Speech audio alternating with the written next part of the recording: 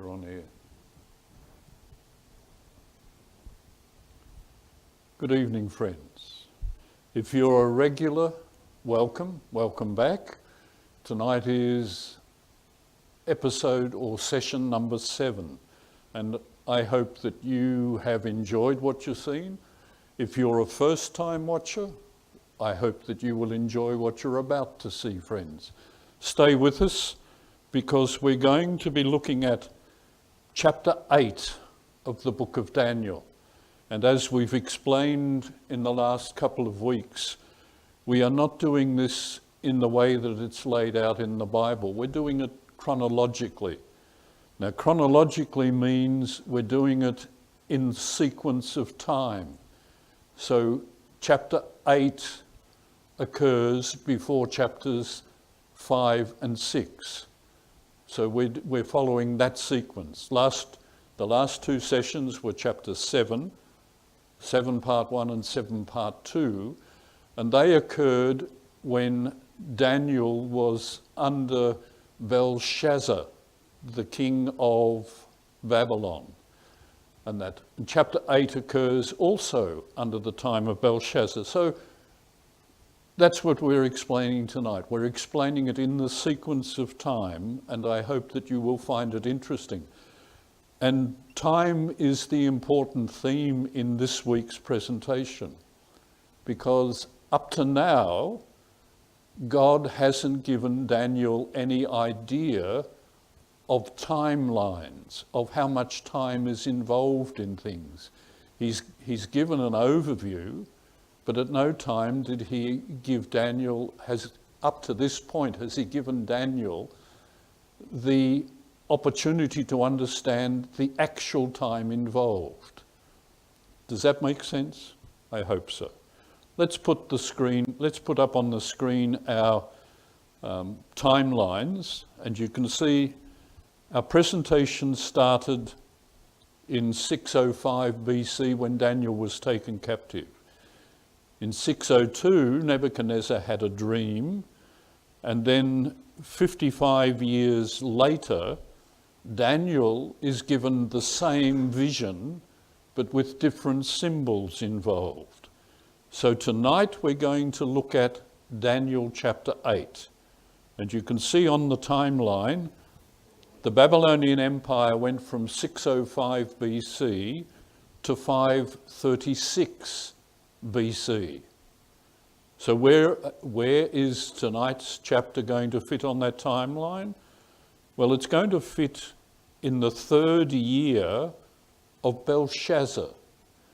That means 544 BC, and there is still 7 years to unfold before Babylon falls to Medo-Persia. So in this vision, Daniel has a repeat of the vision in chapter 7, which was a repeat of the dream Nebuchadnezzar has. In Nebuchadnezzar's dream, the chest and arms were silver. In Daniel's repeat vision, the second kingdom was a bear with 3 ribs in his mouth. In this chapter 8, the chest and arms of silver, the bear, are portrayed as a ram, and the ram has 2 horns. Then the ram is confronted by a goat with a large horn between his eyes. The goat was the leopard in Daniel chapter 7, and it was the thighs and legs of bronze in the statue. Does it make sense? Can you understand the sequence? The statue is being repeated in Daniel 7, and again the same entities that were in the statue and in Daniel chapter 7 are repeated, but this time with different symbols. So this time, the arms and chest of silver, the bear, are portrayed as a ram, and The ram is going to be confronted by a goat, which was the bronze waist and thighs, the leopard. In this one, it's a goat. All right? I hope that makes sense. Now, in the introduction, I told you that we are going to be given a time frame in this one. Time is all important in this chapter. And the time that is involved is 2,300 years.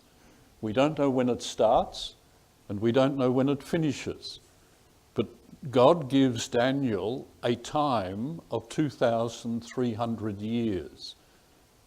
That will be explained in the next two presentations, chapters 9 and 10.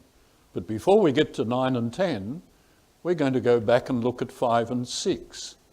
So it's a bit confusing, isn't it? But in the sequence, it goes chapters 1, 2, 3, and 4 follow in line chronologically. Chapter 4 is followed by chapter 7. Chapter 7 is followed by chapter 8. Chapter 8 is followed by chapter 5. Chapter 5 is followed by 6. 6 is followed by 9. And 9 is followed by 10. If you would like to follow this on the handout, you can go to our website. You can go to the website right now, actually, www.morningtonpeninsulasda.org, and you can download the handout, everything that you're seeing on the screen. You can do that now, but if now isn't appropriate, you can do it at your leisure after this presentation. It is on our website, my friends, and all the previous handouts are on there as well. So let's move on. Daniel chapter 8, verse 1. In the third year of the reign of King Belshazzar, a vision appeared to me, Daniel, after the one that appeared to me the first time. The first time is chapter 7. So this is now 2 years later, the third year of Belshazzar. The language of this commentary reverts from the Aramaic. The Babylonian people used to speak the Aramaic language. So Daniel, between chapter 2 and chapter 7, wrote his visions and the events of his life in the Aramaic language. But now, in chapter 8, he reverts from the Aramaic to the Hebrew, his native language and the native language of his fellow captives. That means he is writing chapter 8, not for the people of Babylon and the empire. He's writing chapter 8 for the Jewish people that were captive in Babylon. Okay? And because they're captive and because they're Jewish, they understand the symbols that are used in chapter 8. What were the symbols? The symbol was a ram and a goat. In the Jewish temple, a ram and a goat were part of the sacrificial system. So the Jewish people would have understood the symbolism that is used in this chapter. I'll explain it as we go. In verse 2, I saw in the vision, and it so happened while I was looking, that I was in Shushan, the citadel, which is in the province of Elan, and I saw in the vision that I was by the river Ulai. Daniel, who is living in Babylon, in vision is shown that he will be in Elan. Elan is next to Babylon, and at the time he was shown that particular province, Cyrus, the king of Media and Persia, had overrun Elan, and it was now part of the Medo-Persian Empire. The Medo-Persian Empire is the empire that is symbolized by the ram. So Daniel, 7 years before he is taken captive by the Mede and Persians, is shown that he is going to be in Medo-Persia. He is being shown what is going to happen in advance of it happening. Tradition has it that Daniel's grave is actually in the city of Shushan, modern day Susa, S-U-S-A. All right? I've pushed the wrong button, so let me get back to where we should be.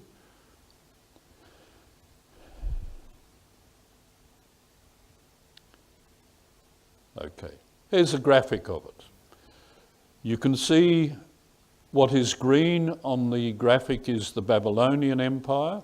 What is yellow on the graphic is the Medo-Persians. And what is orange is the kingdom that was Elam, but it was captured by Cyrus and made part of the Medo-Persian Empire. So Susa is, or was, the capital of Elam, will become, after Cyrus captures Babylon, it will become the capital of the Medo-Persian Empire. Medo-Persia didn't use Babylon as their capital, they had their own capital. So Daniel is being shown in advance that you are going to be taken into the Medo-Persian Empire, and that's where you will be in the near future. So he knew in advance what was going to happen. So let's look at the vision. The Medo-Persian Empire, it was a ram, it had 2 horns, and of the 2 horns, one came up after the other, and the one that came up later was larger than the first one.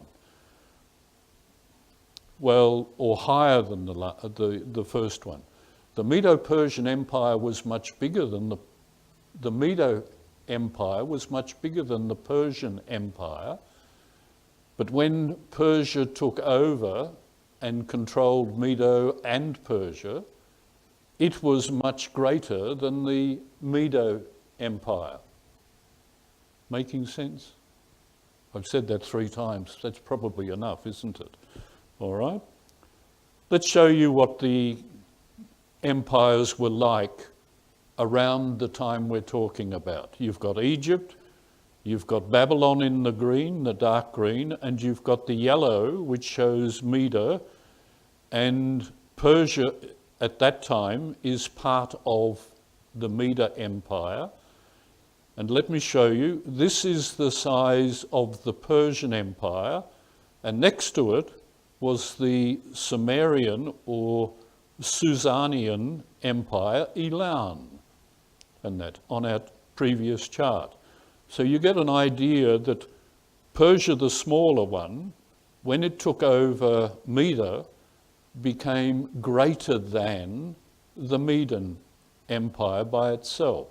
So that was the state at the time when Daniel was captive in Babylon.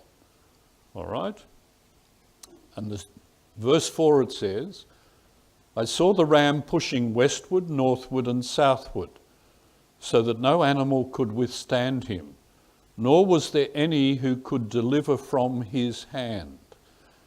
So when Cyrus took over the Median Empire, he was expansionist. So he moved the northern boundaries of the empire, he moved the western boundary of the empire, and he moved it through Babylon, and he also moved the south border, so he ultimately took over Egypt, and he took over the area near India to the right-hand side of that map. So he was expansionist. He made his empire bigger. All right? So this is the empire now after the expansion. So you can see that the Babylonian Empire has been absorbed, the Egyptian Empire has been absorbed, and he's moved his boundaries even to the point of occupying part of Greece.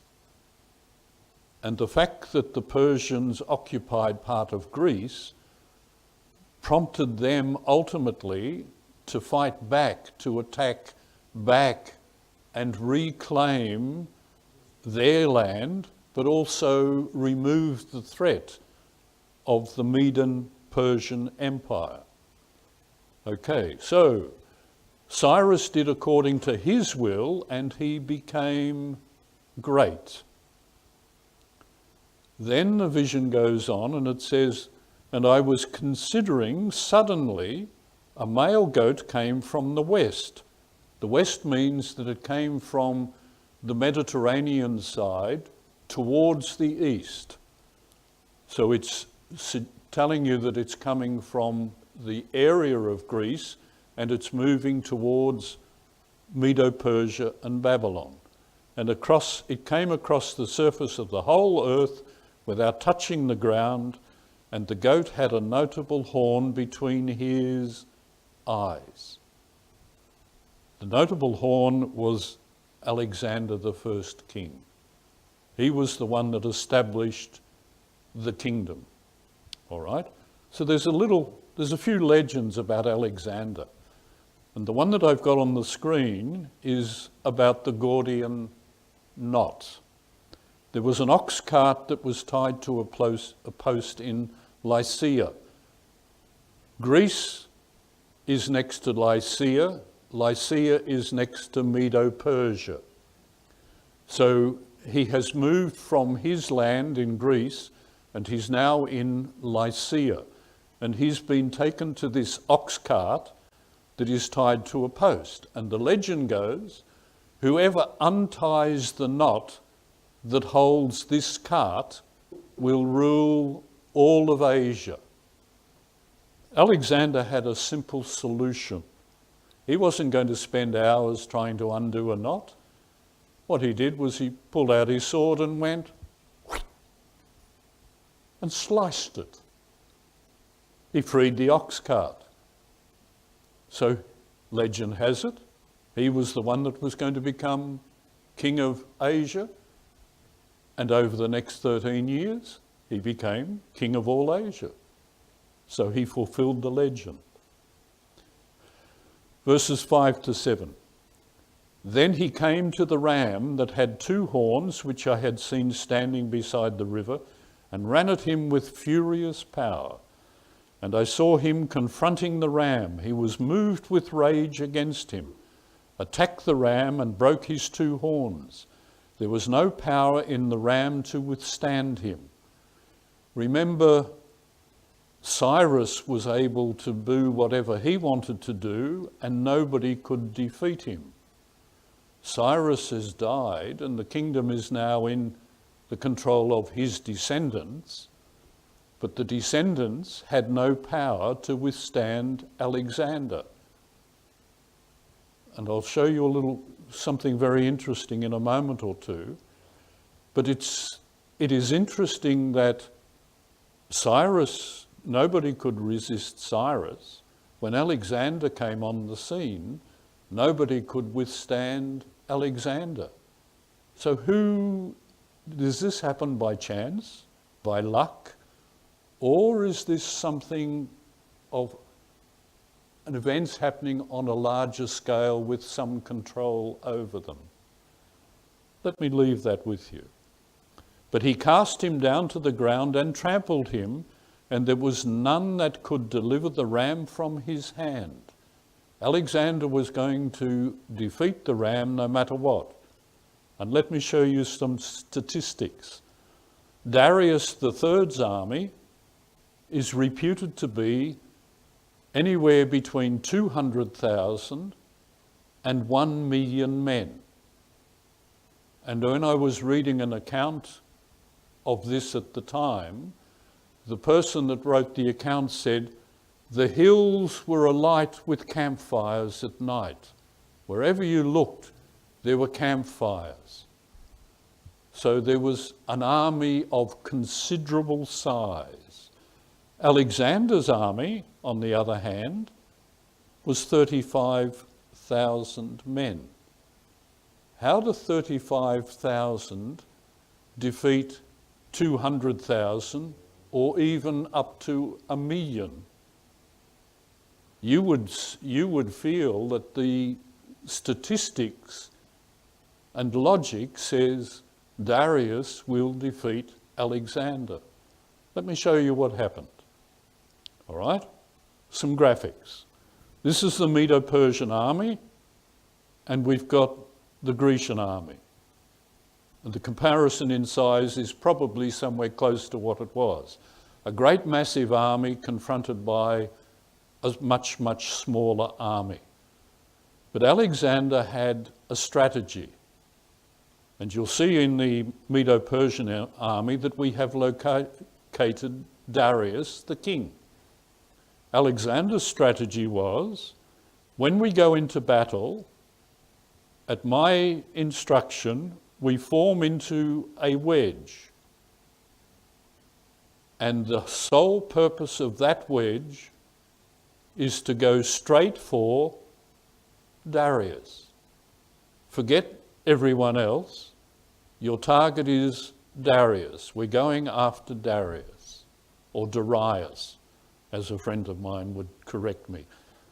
Darius. All right. So what happened when Alexander's army went straight for Darius or Darius? Darius suddenly realized they were coming for him. They weren't interested in anyone else. They were coming straight for him. So what did he do? He fled. When he flees, he's the man paying the army. So what does the army do? They all suddenly say, our paycheck has disappeared. Our paymaster has turned and run. What are we going to do? Are we going to fight for nothing? So they fled. When Alexander's army caught up with him, what did they find?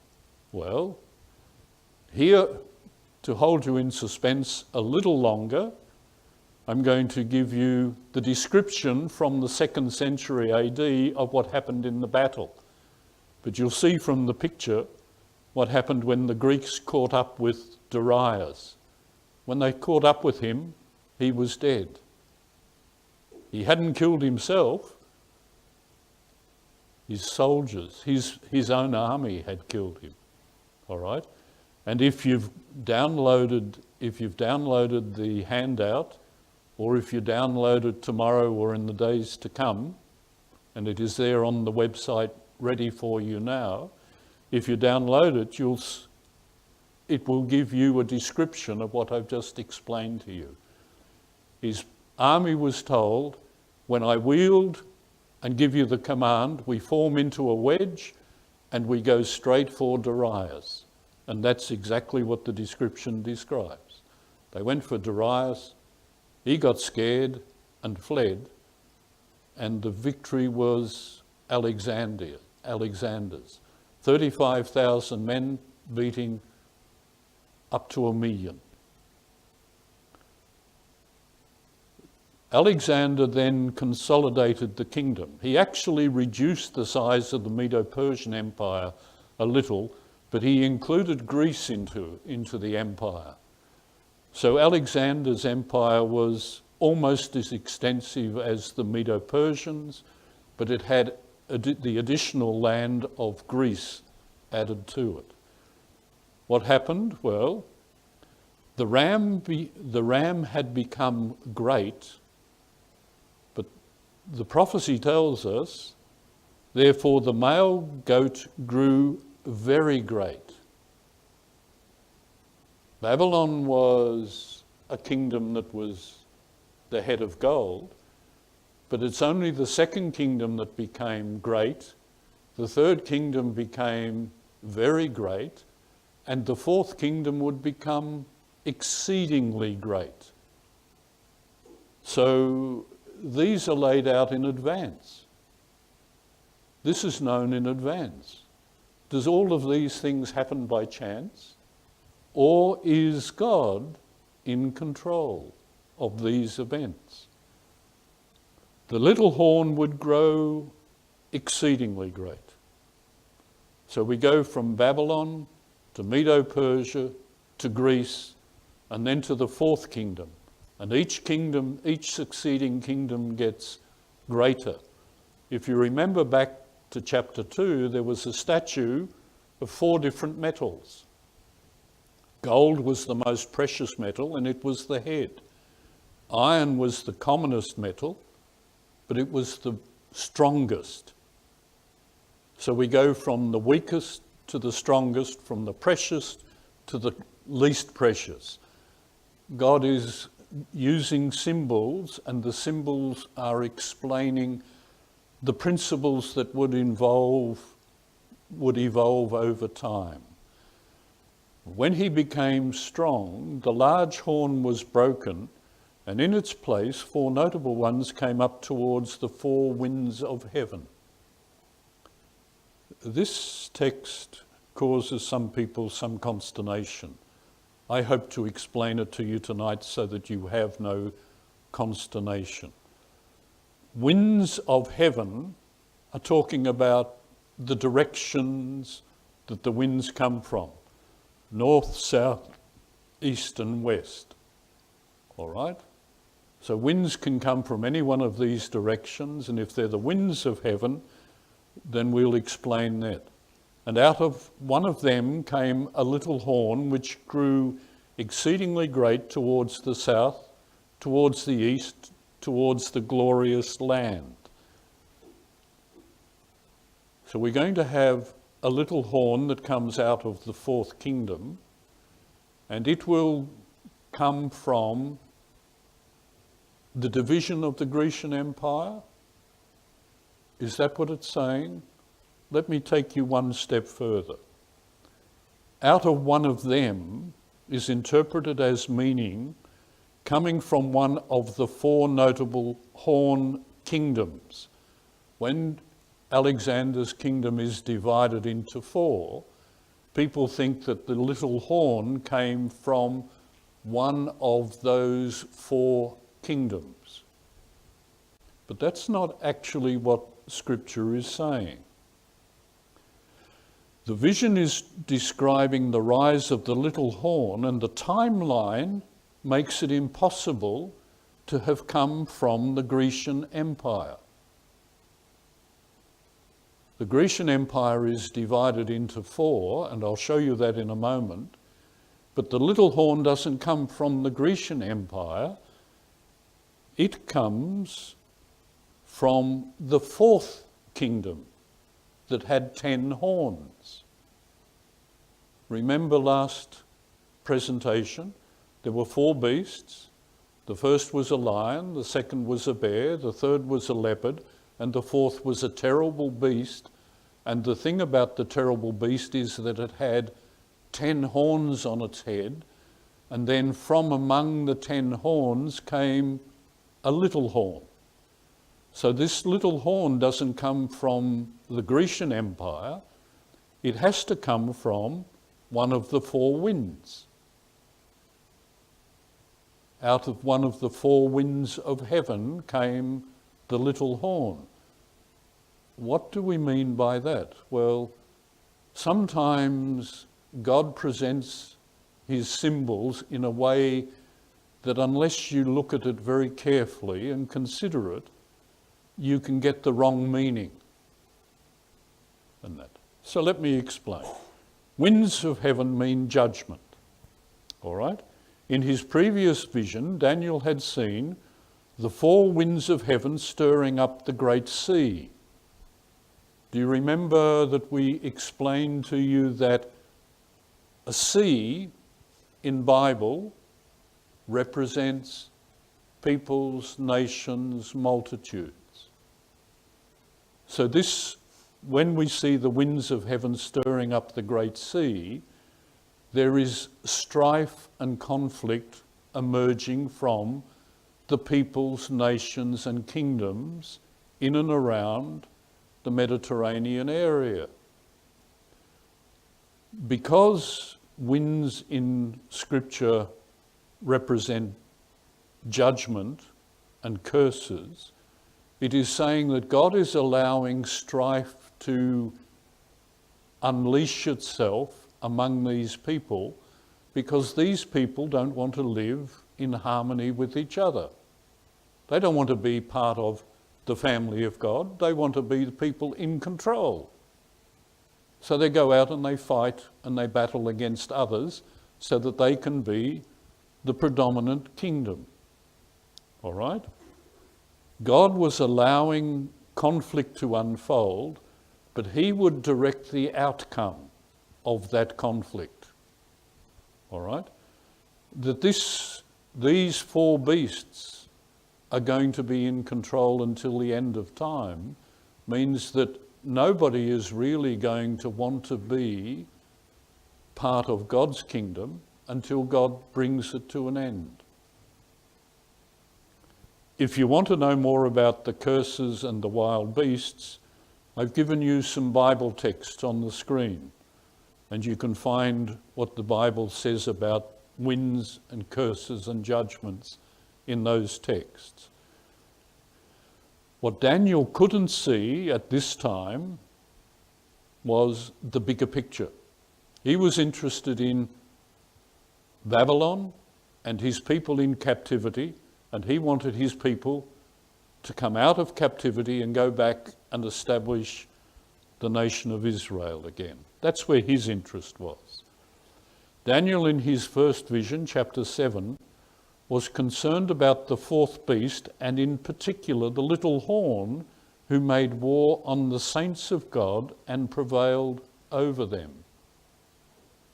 He already knew the first beast was Babylon. This vision has put him in the Medo-Persian Empire, and he knows that the Medo-Persian Empire was going to be followed by Greece, who had been a participant in the events of Asia at that time. So he knew Babylon, Medo-Persia and Greece. But he didn't know the fourth kingdom because it hadn't arisen. This was still hundreds of years before it would come on the scene. So he didn't know the fourth kingdom, and he didn't know the fourth kingdom's successor in the little horn. So he's wanting to know, well, who are these? Where do they fit in the scheme of things? His reaction to what he sees, and we'll get to his reaction at the end of this presentation. At the end of this presentation, he has a particular reaction. That reaction tells us that he can't understand what's going on. He's having trouble understanding it because his focus is his people and the kingdom that they are captive in. He can't see the bigger picture. If you understand that, you're doing very well. God was giving Daniel, whose concern was for his people, a glimpse of the larger conflict.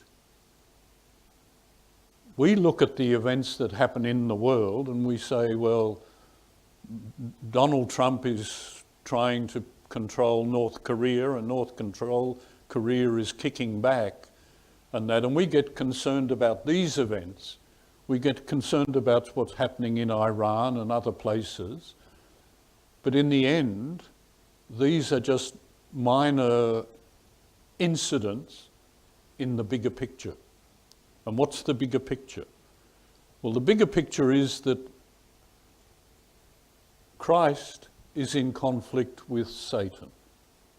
And Satan uses willing agents here on earth to do his work.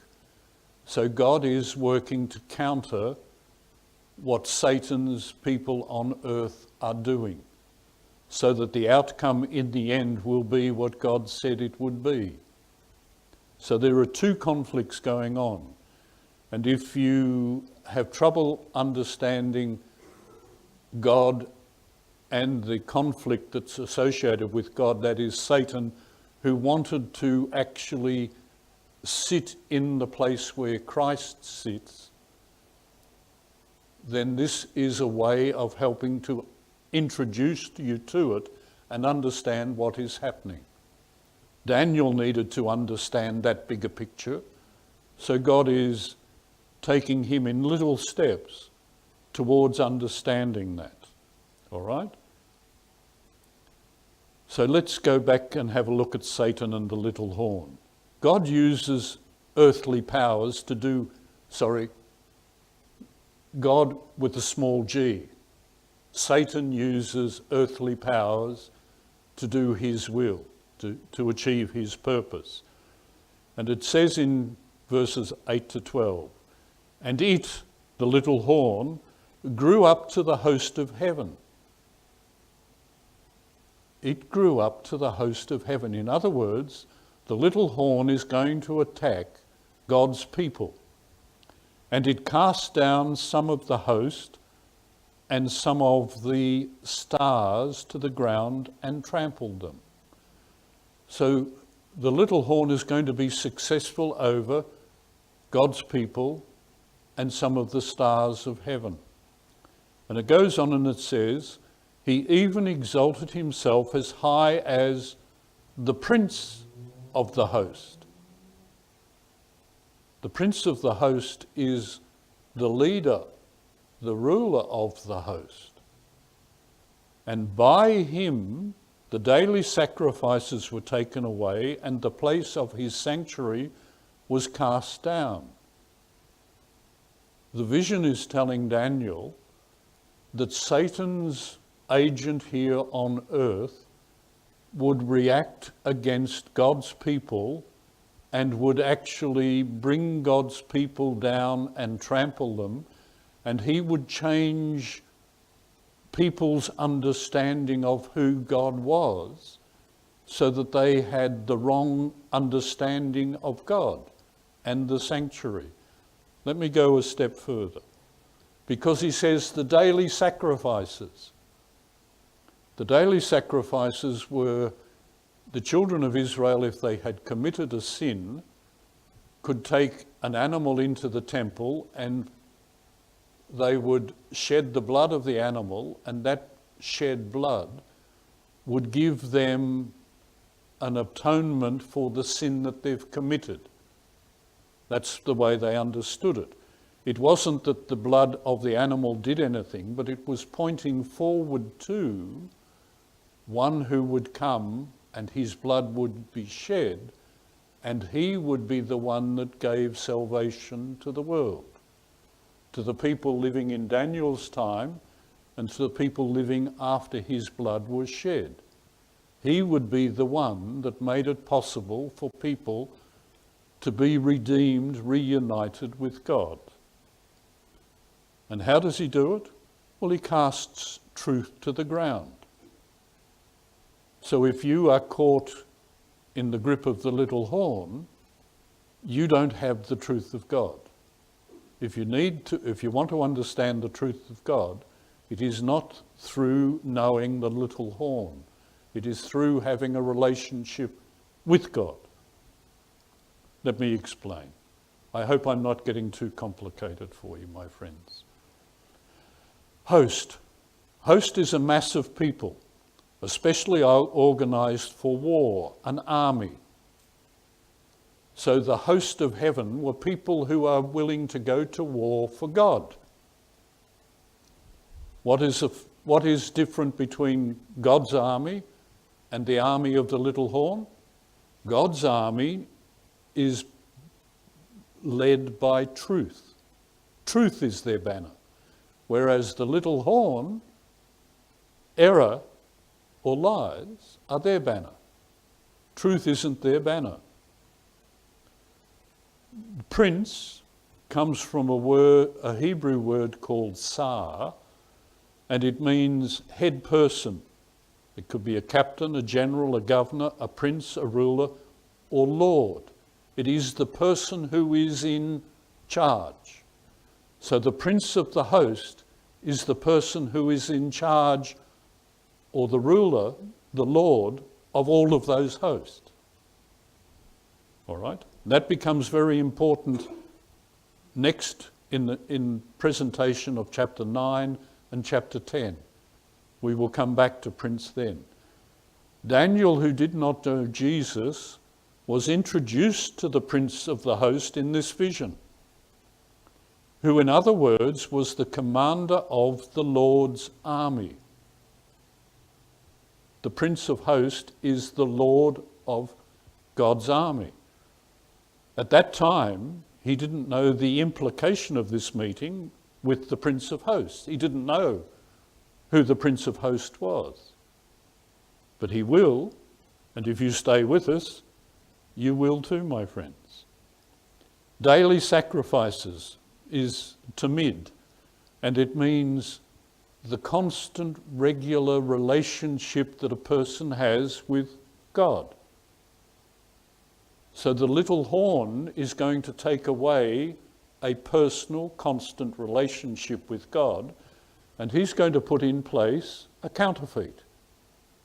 So the person that is involved in the counterfeit isn't having a relationship with God.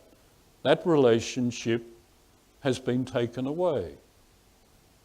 And if you understand that, you can break the cycle and have the correct relationship. Sanctuary. Well, the sanctuary can be one of two.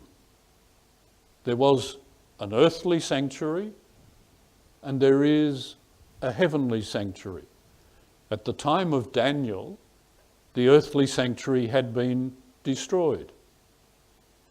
So Daniel only had the heavenly sanctuary. And he had a relationship with God, so he was connected to the heavenly sanctuary. The Jews wanted to go back to Israel and build a new sanctuary, a new temple. Back to Jerusalem. Where did I say? Israel. Well, you're right. Jerusalem is in Israel, isn't it? The Lord spoke to Moses saying, "Make me a sanctuary that I may dwell among them."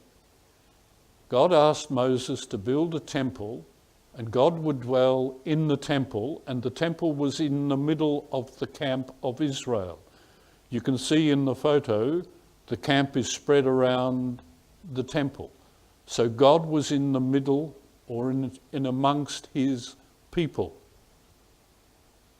Let me show you how that sanctuary worked. The sanctuary was a symbol of the life and service that Christ would do for humanity.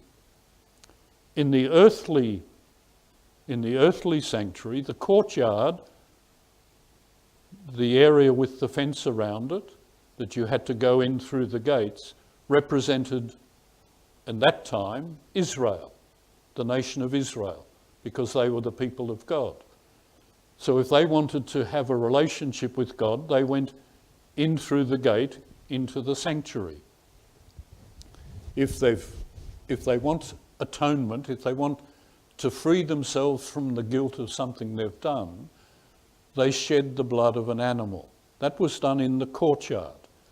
The blood was caught by the priest, and the priest took it into the tent or the sanctuary, and in the tent it was divided into two compartments, the holy place and the most holy place. God dwelt in the most holy place, but the blood was taken into the holy place, and once it was in there, it would be ultimately cleansed and the sin would be removed from the temple and from the people. But it could only be removed by the shedding of blood.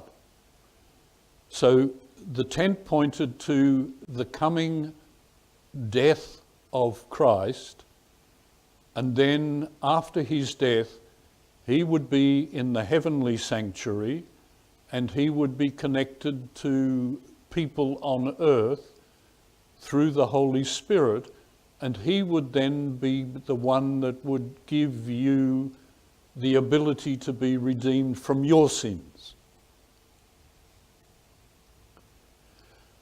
Then I heard a holy one speaking, and another holy one said to the certain one who was speaking, "How long will the vision be concerning the daily sacrifices and the transgression of desolation, the giving of both the sanctuary and the host to be trampled underfoot?" And he said to me, "For 2,300 days then the sanctuary shall be cleansed. He's giving us a time. How long will the vision be? How long will God's sanctuary and God's people be trampled underfoot? And the answer was 2,300 days. Now you're thinking, well, 2,300 days doesn't sound very much. But let me point out something to you. The two holy ones that Daniel hears speaking are probably the two people that we will be introduced next to in this vision.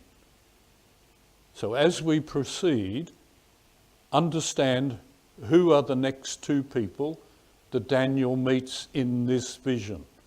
All right? At the time of Daniel's chapter 8 vision, the sanctuary in Jerusalem was in ruins. Those ruins would be rebuilt during the Medo-Persian Empire, not the Babylonian Empire. The next empire, Cyrus would give the command for it to be rebuilt. This was in the 5th century BC. That temple would be destroyed in 70 AD. This vision is talking about a sanctuary that will span from the time that the Jews were taken into Babylon until the end of time when Christ comes back.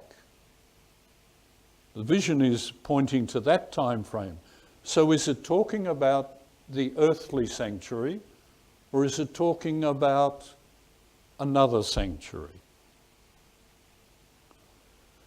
Daniel's concern had been for his people and their relationship with God. He wanted to know when their captivity would be at an end and the temple sanctuary restored. God is now giving him the vision to tell him that the temple that is restored isn't the important temple. Remember, we told you there are two sanctuaries, an earthly one and a heavenly one. It is that heavenly sanctuary that is the important one that is being pointed out in this particular vision. It's going to be trodden underfoot for 2,300 years. How do I say years? Well, if I was to count time in days, as it was given to Daniel, how long would that be? It'd be 6 years, 3 months and 20 days. Is that enough time for 4 kingdoms to unfold? Is that enough time for everything that is being shown in the vision to happen? No, it isn't.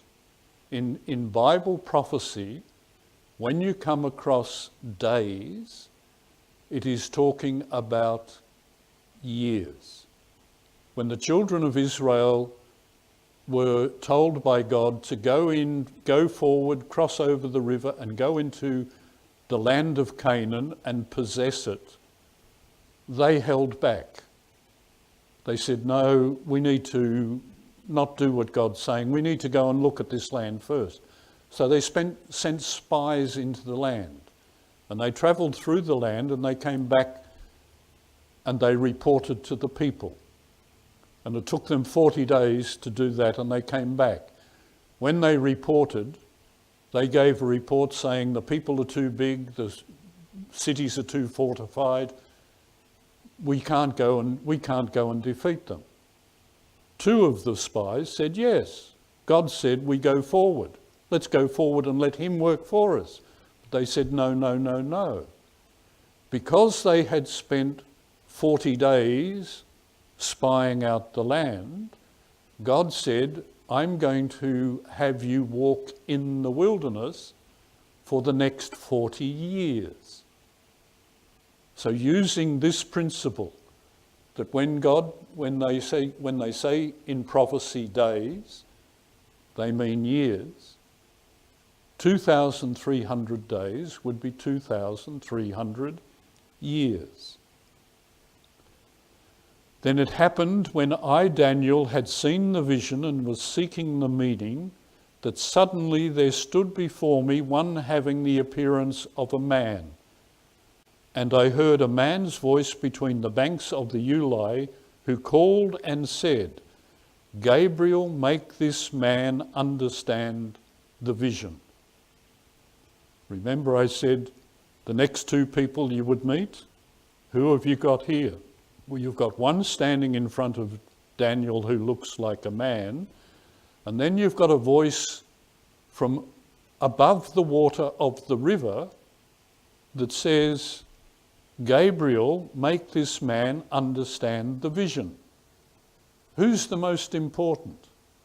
Is it the one standing in front of Daniel, or is it the one that is telling Gabriel, the one standing in front of Daniel, to help Daniel understand? Which is the most important?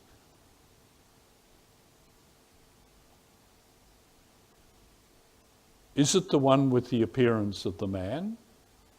Or is it the voice that Daniel doesn't see the person, but he hears the voice? You make your own decision. Two people. One who looked like a man who stood before Daniel. The second, Daniel only heard his voice from above the waters between the banks of the river, who directed Gabriel to give Daniel understanding. Now, we've learnt something in this passage. We've learnt that Gabriel, who is an angel, when he appeared to Daniel, had the appearance of a man.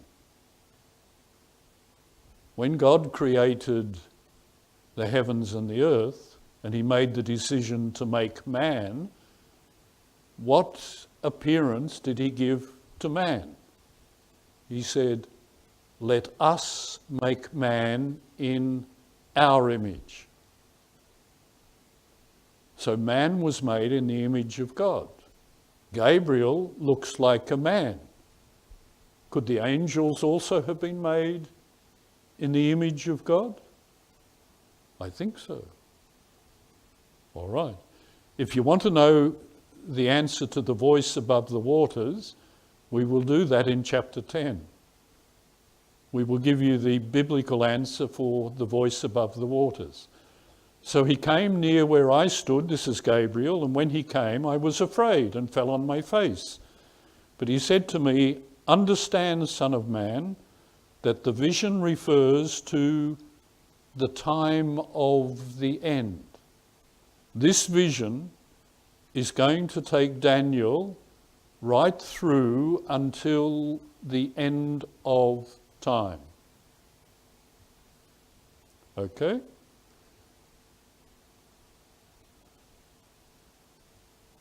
Can that happen in 6 years? Did that happen in 6 years? We're now, 2,500 years from the time when Daniel had his vision? So it's more than 6 years, isn't it? Now, as he was speaking with me, I was in a deep sleep with my face to the ground. I will explain this reaction when we get to chapter 10 as well. But he touched me and stood me upright, and he said, look, I am making known to you what shall happen in the latter time of the indication, for at the appointed time the end shall be. God has already telling Daniel that he knows when the end is going to be. It is predetermined, and everything will unfold until that specific time. You want to know when that end is going to be. Well, we can give you a fair idea. This vision will give you a fair idea. What shall happen in the latter time? Well, at the latter time, the time that is appointed the end shall be. God's in control. And it will be after the 2,300 years has unfolded. You'll get to understand that too. The ram which you saw having the two horns, they are the kings of Medo and Persia. Daniel now knows Medo-Persia is going to follow Babylon. And the male goat is the kingdom of Greece. Greece is going to follow Medo-Persia. But he doesn't know the fourth one. The large horn that is between his eyes is the first king. And as for the broken horn and the four that stood up in its place, 4 kingdoms shall arise out of that nation, but not with its power. The Grecian Empire of Alexander would be divided into 4 smaller Greek empires. Okay? And in the latter time of their kingdom, when the transgressors have reached their fullness, a king shall arise having fierce features, who understands sinister schemes. Let me show you what this means. In the latter time of their kingdom suggests at the end of the Grecian Empire. Therefore, the king with fierce features can be understood as being the fourth kingdom. The imperial Roman Empire followed in history the Grecian Empire. So the fourth kingdom is going to be the imperial Roman Empire. He is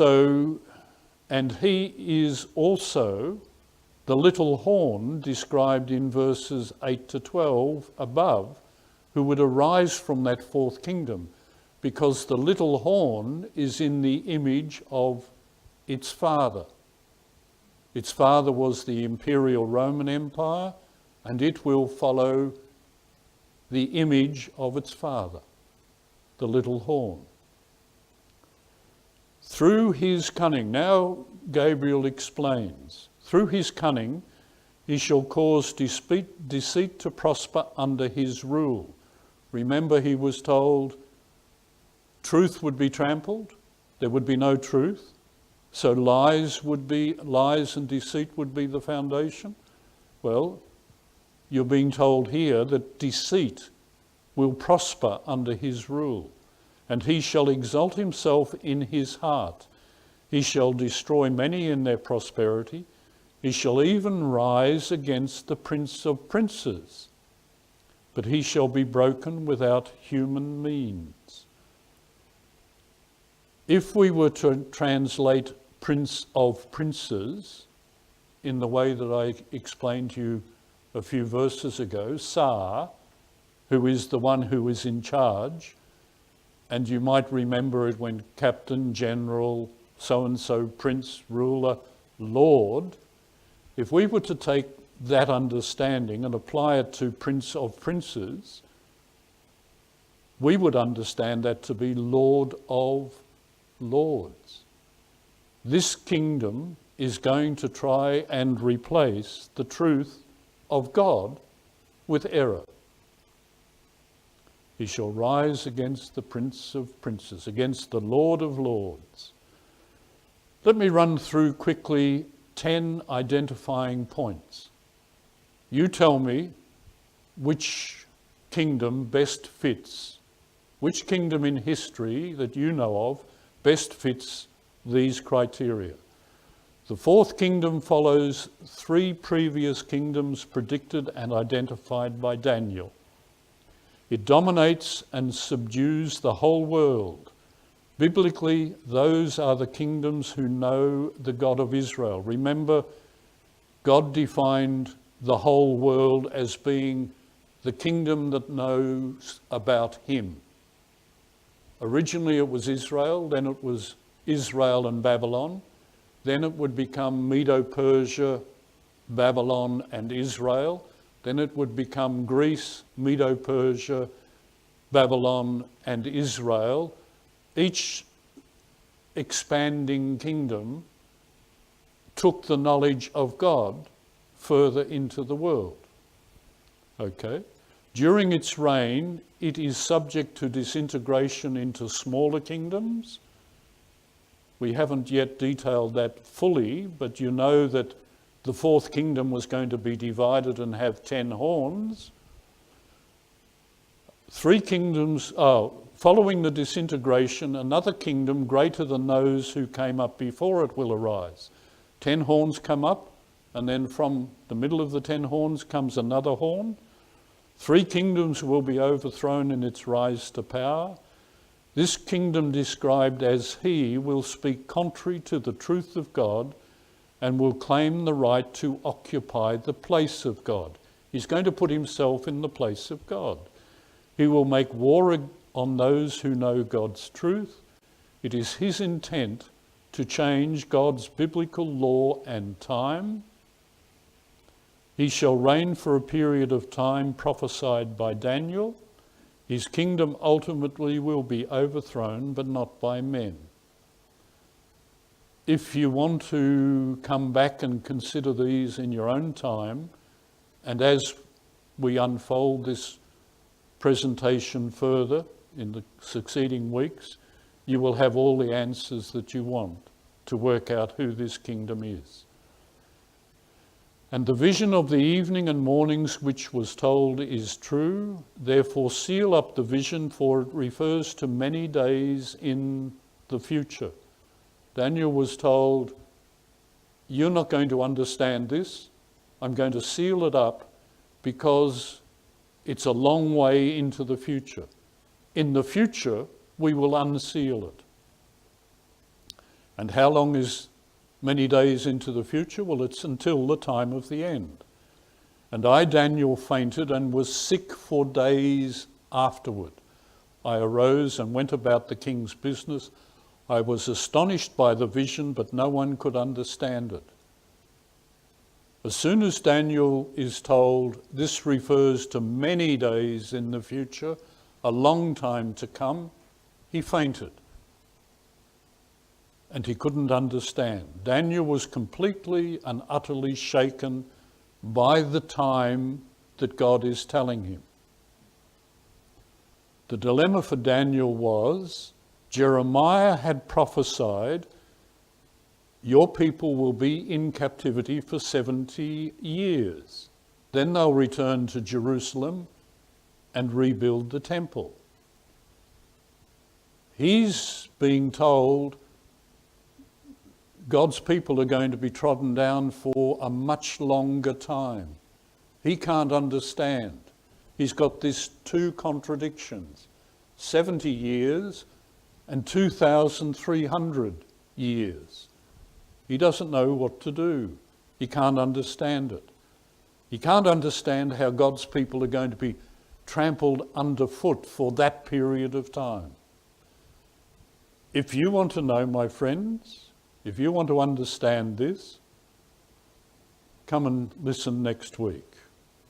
But here's a graphic of it.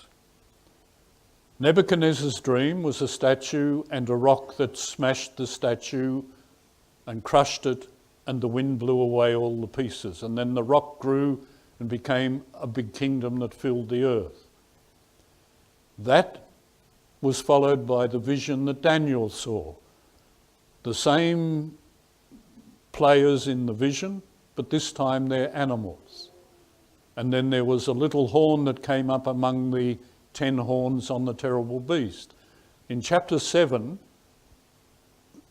Daniel watched until the Ancient of Days sat in judgment. So you've got a statue and a rock. Here you've got 4 creatures and horns, and you've got the Ancient of Days. Then to that, we've added a ram and a goat. Sounds confusing, but if you replace the bear with the ram and the leopard with the goat, you've got the right understanding, all right? They were going to last for 2,300 years. And then the Ancient of Days was going to sit in judgment. All right? What is missing in this timeline?